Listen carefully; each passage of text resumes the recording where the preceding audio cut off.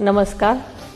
जागतिक महिला दिनाच्या निमित्तानं महाराष्ट्रातील आणि देशभरातील सर्व महिलांना माझ्या हार्दिक शुभेच्छा.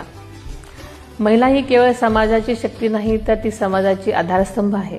तिच्या धैर्यानं, संयमानं, प्रेमानं आणि अथक परिश्रमानं प्रत्येक घर, प्रत्येक गाव आणि संपूर्ण राष्ट्र उभं राहतं.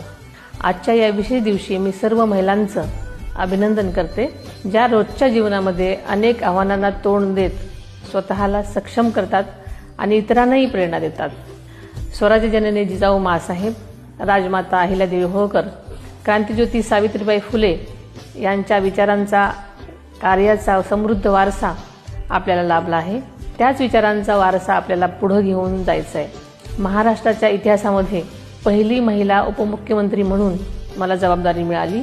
ही माझ्यासाठी मोठी सन्मानाची गोष्ट आहे, पण हा सन्मान खऱ्या अर्थानं सर्व महिलांचा आहे असं मी समजते. आदरणीय अजितदादांच्या स्वप्नांना पूर्ण करण्यासाठी आणि महिलांच्या सशक्तीकरणासाठी मी कटिबद्ध आहे. सर्व महिला भगिनींना जागतिक महिला दिनाच्या पुन्हा एकदा शुभेच्छा देते.